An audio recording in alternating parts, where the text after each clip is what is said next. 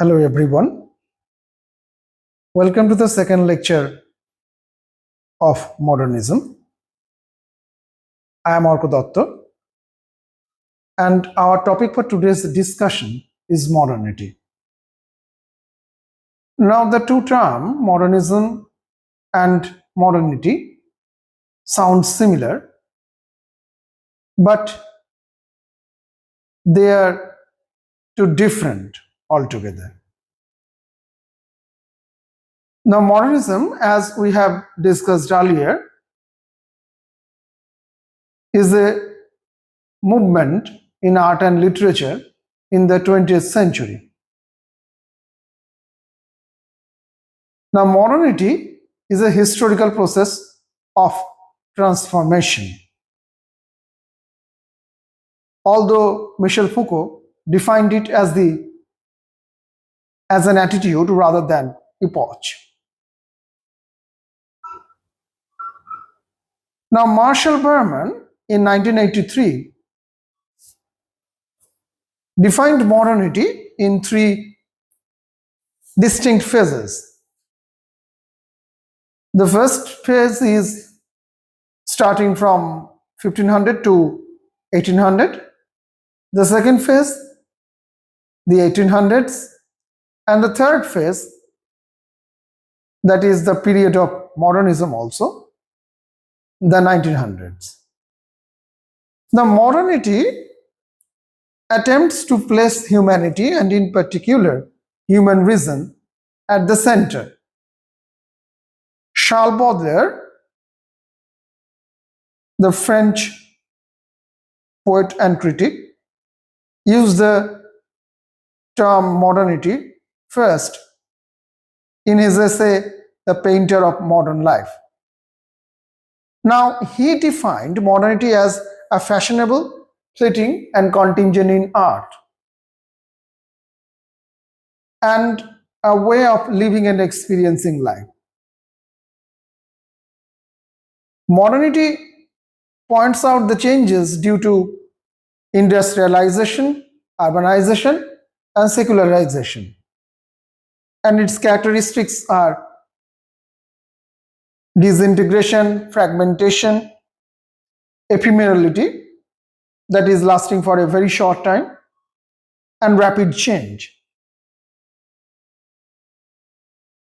Now, modernity leads us to understand time and space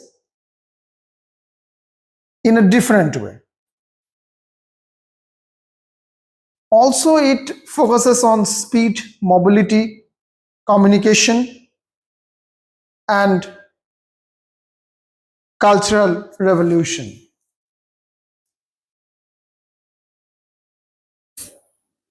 Now, this modernity was a specific effect of some historical and social changes. The foremost among them is the rise of capitalism.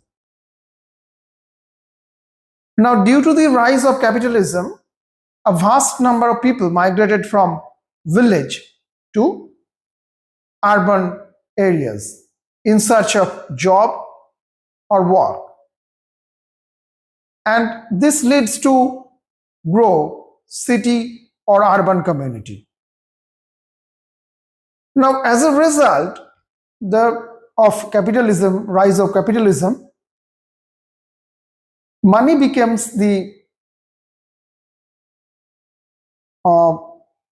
way of measuring things value. Where in earlier stages it was based on its use value, now it has changed into exchange value. Now, this resulted in the abstraction of things and people from their actual contexts. Also, industrialization resulted in the changes in nature of work and domination of clock time began in everyday life. Also, the working life became organized, and this also have in turn their effect on human, individual, and society, individual human being and society at large. Now, there are also two or three other things which are important. The French Revolution of 1789 overthrows the divine rights of kings and established the secular government. Also, it was the Enlightenment philosophy that was behind the French Revolution. The Enlightenment philosophy argued for the rationality, objectivity, and it believed in the gradual linear development or progress of human society.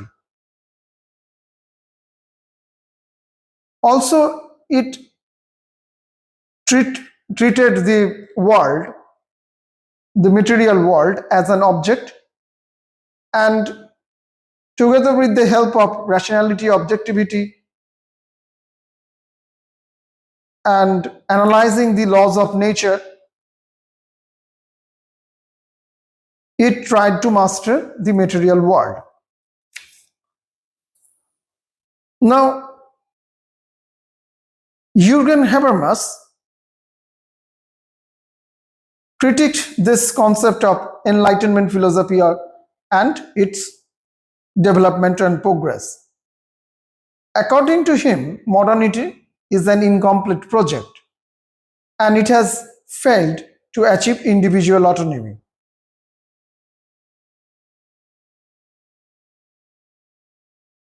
It has turned humans into rational animals rather than its self-emancipation. And these changes and transformations that the Enlightenment brings into human civilization is only producing momentary satisfaction or meaning.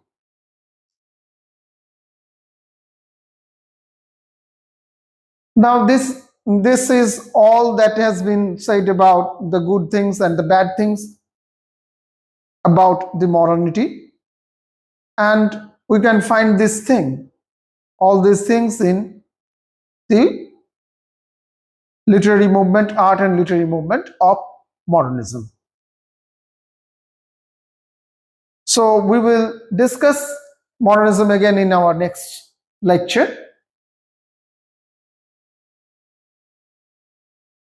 Thanks to all and goodbye.